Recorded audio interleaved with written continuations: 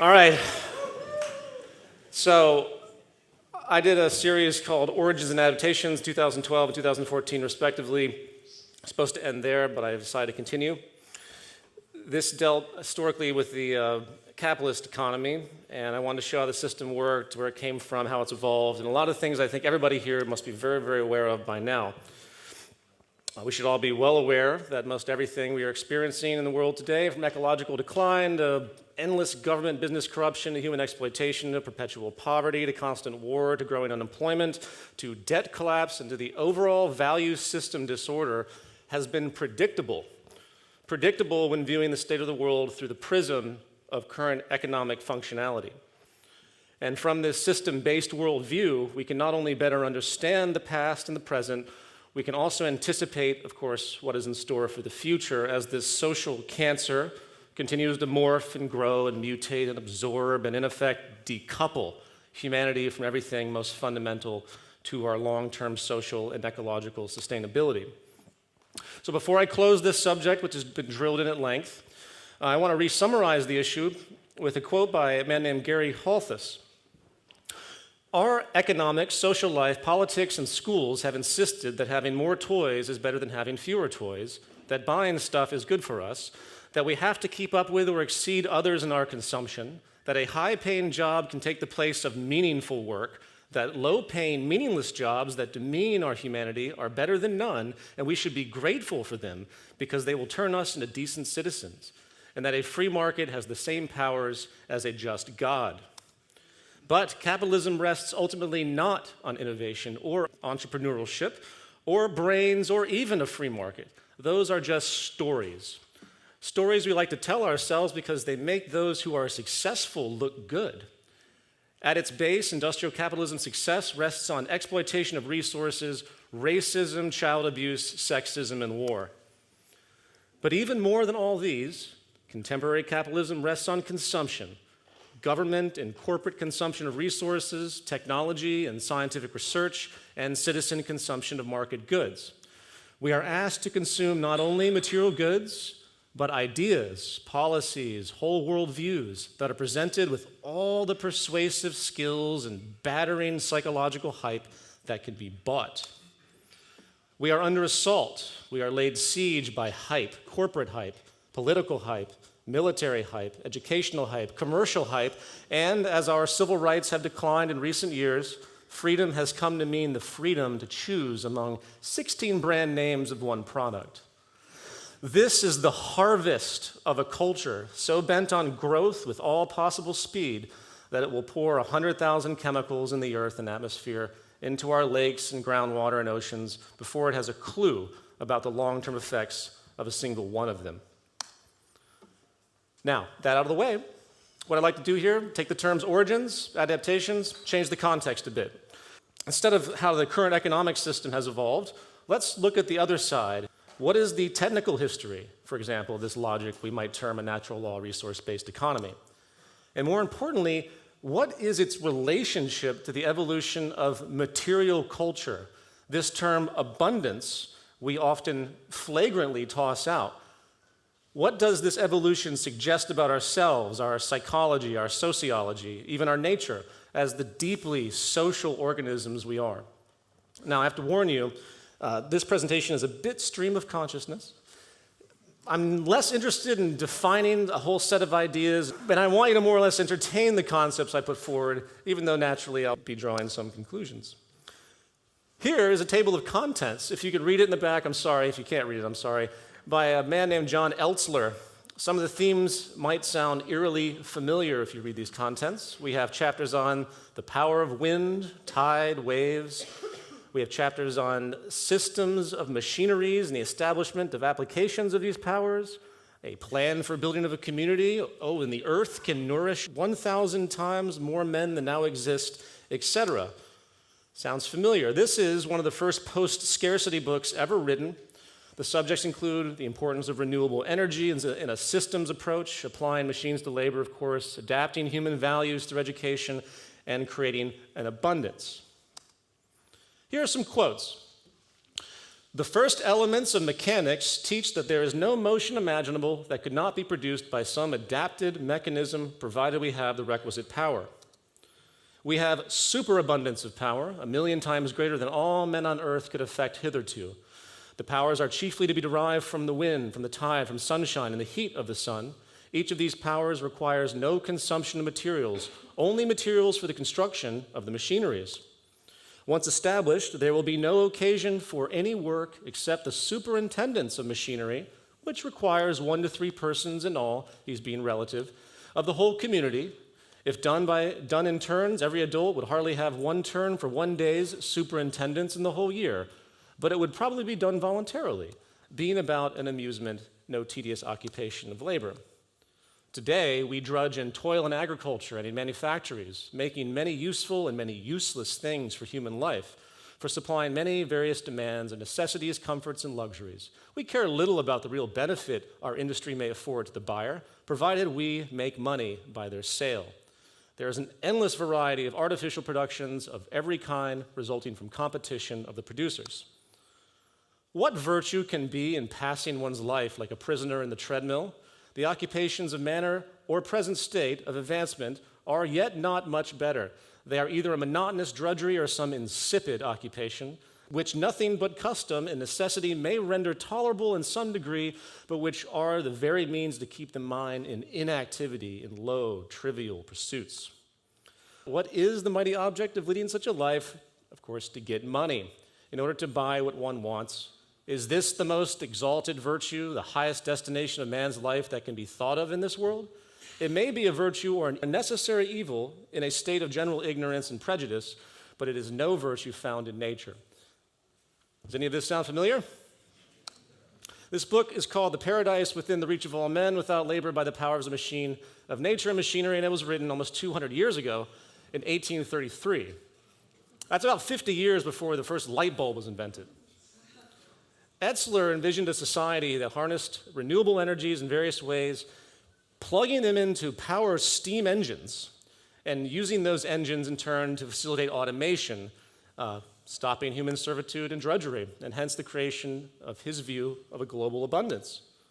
He even talks about creating composite materials out of wood dust and particles and approaching architecture through molding and extrusion, along with mixed-use concepts such as ocean-powered steam vessels that are desalinating water at the same time as producing energy.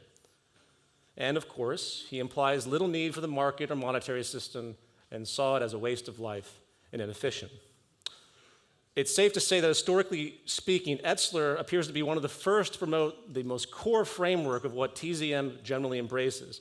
His primitive but lucid analysis regarding the potential of science and technology to help humanity through earth-based natural law design is really missing nothing when you read his work. His overall technical perspective is sound. And of course, it didn't take long for Etzler to be derisively labeled as the first technological utopianist, a term that has persisted ever since, as I'm sure many here have heard. And to this, he jauntily added, "But there will be men who are so ill-favored by nature they slovenly adhere to their accustomed narrow notions without inquiring into the truth of new ideas, and will rather, in apology for their mental sloth, pride themselves in despising, disputing, and ridiculing whatever appeals novel to them." Again, sound familiar? Now, I will admit to his discredit, if you read him, he's a bit gratuitous. He does go overboard with his vision of this so-called paradise, and it's often difficult to read through his work without getting an over-exaggerated sense, an unrealistic sense due to his rhetoric, which I think is common with a lot of people, a lot of futurists throughout history. And he also, sadly enough, did fail in his lifetime to produce the engineering that he sought, and mainstream history pretty much sees him as a delusional mad scientist. Now, all that noted, that historical little tidbit, let's do a thought experiment. Let's assume we went back to 1833, the time of this book, but instead of using Etzler's primitive version of what could be a resource-based economy with renewable energy-powered steam engines moving steel and wood automation machines to free labor, we instead transplanted the current, common 21st century technology into 19th century. Remember, Etzler's idea of paradise was to remove the need for labor, drudgery, and create abundance in the material climate he knew at the time. Keep that in mind. Back then, there were no powered cars, no home-wired electricity, no planes. We hadn't even hit the Victorian era yet. Life was very simple in comparison to today. And just as we today have little clue what material life will be like 200 years from now, how could we expect Etzler to perceive any differently? Again, his vision of paradise was based upon the expectations, values, and ambitions of the time. It's a very important point. Back to the issue. It is needless to say that there is certainly no question that 21st century technology as we know it could create the material expectations of an upper class lifestyle, standard of living, respective to the early to mid 19th century without labor for income, assuming a shift in the social system, of course. Absolutely no question. And again, before I go further, please understand that this is an argumentative abstraction. This is a speculation.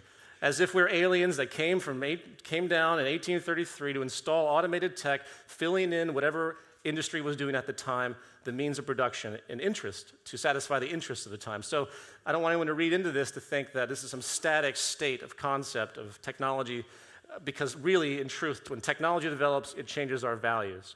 So keep that in mind. This is about a material expectation of a given culture at a given time. And the abstract question I pose to you all is, would it be enough? Would you be satisfied with your ability to be free of servitude, living a high standard of living for 1833, free to pursue interests as you saw fit, even though it's still 1833? Obviously, from the standpoint of today's material culture, it's rather hard to accept that, right? Because we're so acclimated to life today in its relatively advanced technological state. Well, with that in mind, how about this? What if I told you that tomorrow all of you will have access to an upper-class home, access to 3D printing means that can produce everything material you may need given our traditions at the time? Global transportation was free and fast, organic, or your food is organic, pure, freely available through automated vertical farms, and so on. Hence, your life would now be open to pursue, again, your own interests and projects with no need to fear for your basic economic survival without servitude or monotonous labor. Hence, what we promote as a resource-based economy. I would be very surprised if anyone here would deny this condition and the cultural satisfaction, clearly, that it would generate. But wait, what if we shot ahead 200 years from now and humanity is now darting around the universe at near the speed of light, living on various planets just for a change of scenery, facilitating a seemingly almost infinite amount of goods by today's standards through nanotechnology and the like. And perhaps, I don't know, even pressing little buttons on their wrists that give them instant orgasms. In that world, 21st century society would be pretty crappy, wouldn't it? I mean, it would be just as primitive in that future view as we look back on the 19th century. So what's my point? Well, material expansion is the term I'm using here, I hope that makes sense, after the core universally shared needs of all people are met, is transient. It has to be. It's meaningless. It's like stepping forward on an escalator, moving the other direction at the same time. It goes nowhere. One, for example, cannot successfully argue that the merit of an advanced technological society with all the frills that we see in the West today is somehow better than a culture, say, that lives without any such modern communication, electricity, or an arsenal of hedonistic toys, but due to their worldview, their exposure and their values, they are actually satisfied with their standard of living. They are happy and have high relative public health as a result. What's the problem? It goes nowhere because material expansion mistakes a social process that actually serves as a tool of communication for societal bonding. It mistakes this element that is there for us to share with each other for an end in and of itself, as I will explain. Put another way, this assumption of material progress and the illusion of infinite wants it creates has little to do with the function of some good and everything to do with the social relationship it creates. It is about social connection, for better or for worse. And the most critical aspect of this is that it's largely out of our control. It's pretty much hardwired and subconscious, built right into our evolutionary psychology. If there is anything that has become increasingly clear in cognitive neuroscience, is that we are created and defined by others at every stage of our physical and psychological development. And I know this may seem trite to many of us in TZM, but I realized recently that we really don't understand how dramatic this is, how profound it is when it comes to what we think is important and why we act the way we do. In the 13th century, King Frederick II of Sicily decided he wanted to figure out what the natural language of humans were. Some said it would be Greek, some said it would be Latin. So to figure it out, the king took 50 infants upon birth, gave them the best food, little rooms, general conditions, but limited all human communication and contact to see what these children would grow up naturally speaking. What happened? They all died of stress dwarfism, which comes from a lack of human contact. Human contact is a hardwired human requirement for development. We've evolved to learn, and to learn from other people. Natural selection has programmed us to expect certain things to occur as we grow, and virtually all of these relate to interactions with other human beings. Critical periods, as they're termed, is one form. Language, for example, can only be learned from others at a very specific time in development. And the spectrum of influence, when what should happen doesn't, or what shouldn't happen does, generates predictable consequences across the entire human population. For example, it is well established that children not given the opportunity to form proper emotional attachment as infants very often end up as maladjusted adults. Likewise, we imitate each other constantly and subconsciously, just as how babies impulsively imitate facial expressions they see around them as they develop. We have mirror neurons that fire in sympathy when watching other people's actions, and we generally sense others' pain and happiness in empathy. Some even have an advanced condition called mirror touch synesthesia, and when they watch violence, like a boxing match, they literally feel it. They actually can't witness anything violent. We are easily primed. The term primed is fascinating. Countless studies show how easy it is to elevate confidence and destroy it. This is why bullying works. If you think that you are stupid or inferior, if you're being told that over and over again, even if you have the strongest will, if you're consistently beaten down, you'll begin to act that way. And if you really want to see something spooky about our hardwired social nature, throw the average individual into a crowd or get them to identify with a group. We have this limbic system response that drops our sense of critical thought in many cases. It drops our inhibition, our volition, and our independence when the herd gets excited. If I right now, if someone over here screamed bomb, or everyone just simply made the motion to go this way, just the motion, people would follow along in a flock-like behavior. Our limbic system simply responds that way. Not to mention the groupthink that's so common out there, and our detachment from responsibility when we're associated with another group and they're behind us supporting. Any teenager knows what peer pressure does and the decisions that are made that would never be made if they were alone due to that influence. So coming back to the main issue, what all this means in material culture. Sociologist Charles Cooley probably put it best: I am not what I think I am, and I am not what you think I am. I am what I think you think I am. We literally define ourselves in social terms and assumed social responsibilities, which is why, statistically, 1 in 5 suicides are now linked to simply being unemployed. Culture has created this story that if you don't have a job, then you lose your social value. Completely social connection. A study done back a few years back in Fiji took Western commercial television into an area, didn't have it before, and after being introduced to the fashion, thin characters, and social associations of beauty and success, the culture exposed saw a dramatic rise in unheard of eating disorders and newly found interest to be thin and fashionable and other commercial attributes. And since I've been criticized for not having much comic relief in any of my presentations, I present to you Charlie Sheen. Charlie brought the word, where's Ben? Ben? Winning. Into Western pop culture. He spent weeks in the media spotlight explaining how great he was due to his wealth, status, a couple years back. By the way, I bring this up not to pose hate on Charlie, but to show how his mainstream values and social sense encapsulates almost everything set forward by the system we live in, the favoring of wealth, status, and competition. When he was asked what he thought of those that said he might not be winning, he said, "They can say that, but what kind of car are they driving? What kind of girls are in their home? You are either winning or you're losing.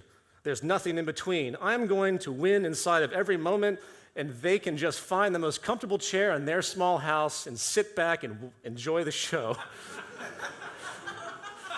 And I hope I'm not the only one who can appreciate the unintended double entendre at the end of that statement. Now, what is my point? Those familiar with TZM know we've talked a lot about something called structural violence. In fact, you'll hear another talk on that today.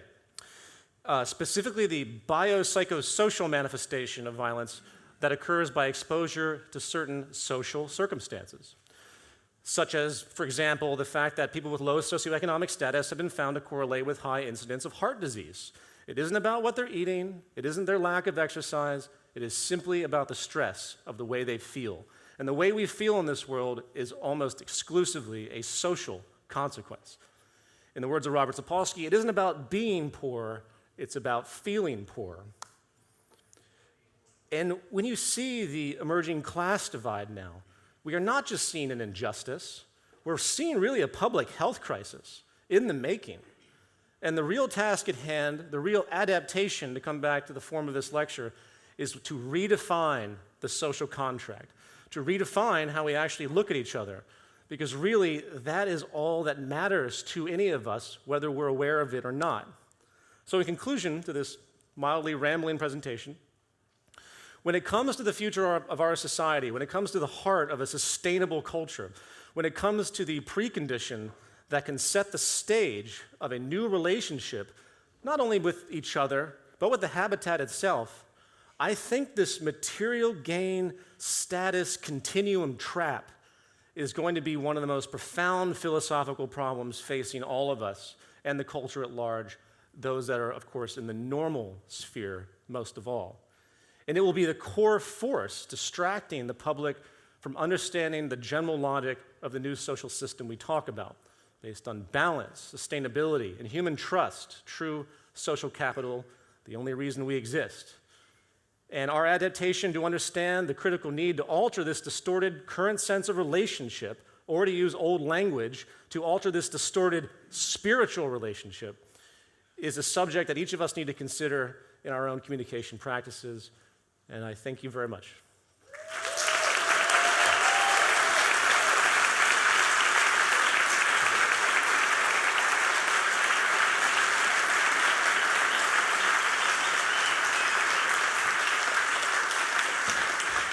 Thank you.